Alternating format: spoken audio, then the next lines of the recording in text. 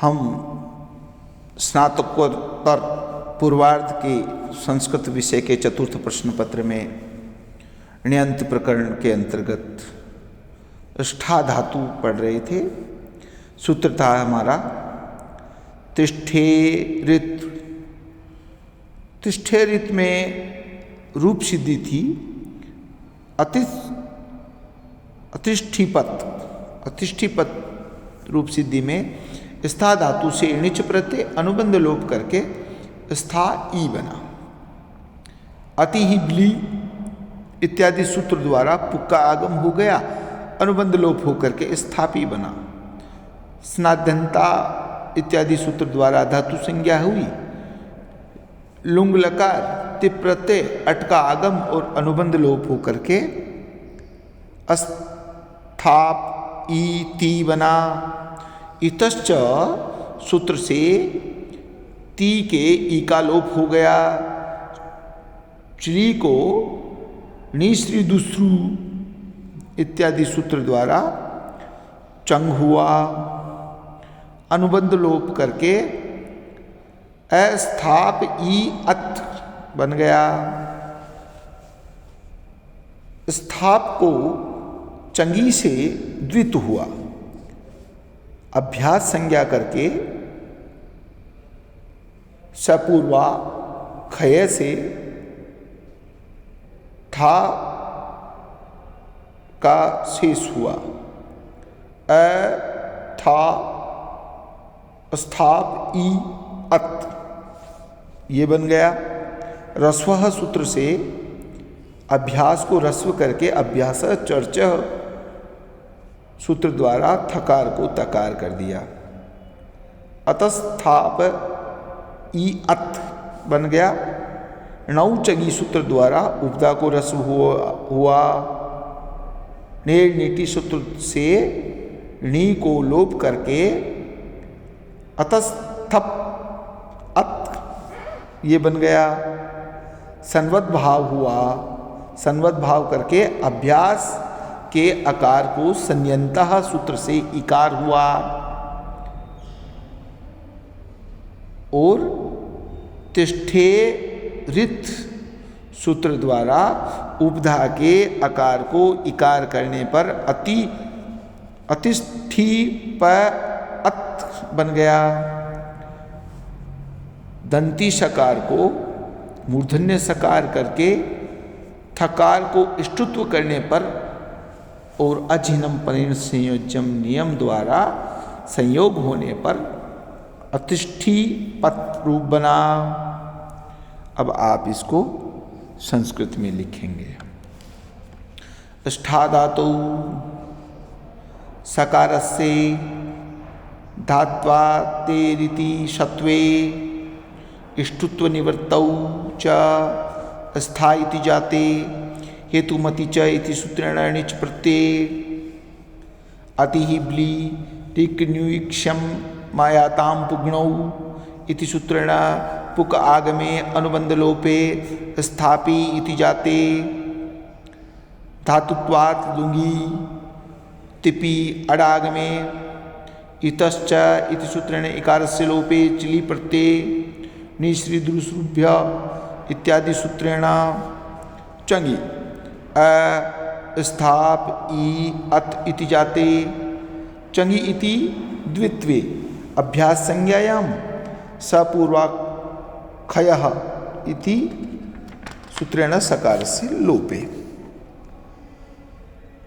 थकार शेषे च रस्वः इति सूत्रेण रस्वे कृते अभ्यासे चर्चः इति सूत्रेण थकारस्य तकारे अतः स्थाप ई अत इति जाते ने नीति इति सूत्रेण नीलोपे णौ चंग उपधाया इति रस्वे तिष्ठते रित इति सूत्रेण उब्धाकारस्य इकारे संवद्भावे संयंतः इति त्वे दंत्य सकारस्य मूर्धन्य सकारे शत्वे थकारस्य ष्टुत्वे कृते च अझिनं परेण संयोज्यम इति नियमात् सम्मेलने अतिष्ठीपत् इति रूपम सिद्धम। आप इसको स्था धातु के रूप, सारे रूप भी आप लिख सकते हैं। लट लकार में स्थापयति, स्थापयतः, स्थापयन्ति, स्थापयसि, स्थापयतः, स्थापयता, स्थापयामि, स्थापयाव, स्थापयाम। इस तरह से लोट, विधिलिंग, लृट, लंग और लुंग लकार में जो धातु के रूप हैं आप अपनी नोटबुक में, अभ्यास पुस्तिका में आप लिखेंगे।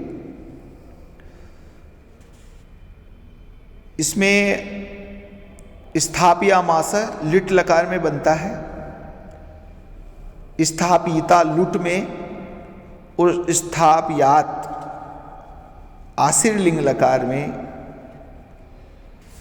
बनता है। आगे धातु है घट,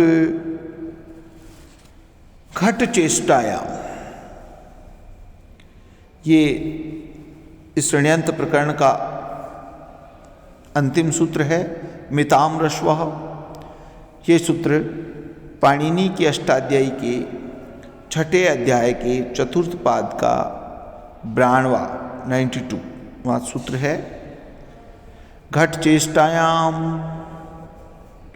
मिताम रश्वः घटादीनां ज्ञापादीनां चोपधायाः रस्व स्यार्णौ घटयति। ज्ञप्याने ज्ञाने च ज्ञप्यति अजिज्ञपत्। मिताम रश्वः उपधाया गोह से उपधाया की एवं दोषो णौ से णौ की अनुवृत्ति आती है। भवादि एवं चुरादि में कुछ धातु मित माने जाते हैं। मिताम पद धातु का विशेषण है। घटादि एवं ज्ञपादि धातु सूत्र का अर्थ हुआ घटादीनाम ज्ञपादीनां चोपधाया रस्व स्याणौ। घटादि एवं ज्ञपादि धातुओं की उपधा को रस्व होता है। णी परे होने पर घटादि धातु एवं ज्ञपादि धातुओं को मित माना गया है। घटयति, घटयति रूप सिद्धि देखिए। घट से हेतुमति च सूत्र द्वारा ऋच प्रत्यय हुआ, अनुबंध लोप हुआ इकार से। अतो उपधाया से उपधा को वृद्धि हुआ और घटी बना, घटी को घाटी बना। स्नादंता धातु से धातु संज्ञा हुई। मिताम रस्व से उपधा को रस्व करके घटी बना। वर्तमान लट से लट लकार, लट को तिप आदेश सार्वधातुक संज्ञा और कर्तरी शब्द से सपागम अकार शेष। पुनः शब्द को सार्वधातुक संज्ञा और सार्वधातुकार धातु कयो सूत्र द्वारा इकार को ए गुण। घटे अति बन गया और एचो यवायावाह सूत्र द्वारा इकार के स्थान पर आयादेश करके घटियति बन गया। वैसे ही ज्ञपयति, ज्ञप धातु से णिच प्रत्यय हुआ, अनुबंध लोप करके अत उपधाया सूत्र से उपधा को वृद्धि करके ज्ञापी बना। उष्णादंता धातु से धातु संज्ञा कर लट लकार के स्थान पर तिप आदेश आया और सार्व धातु संज्ञा करके कर्तरी शब्द से सप आगम अनुबंध लोप करके ज्ञापी बना। और मिताम रश्व सूत्र द्वारा ज्ञा के आकार को रश्व आकार करके ज्ञपी अति बना।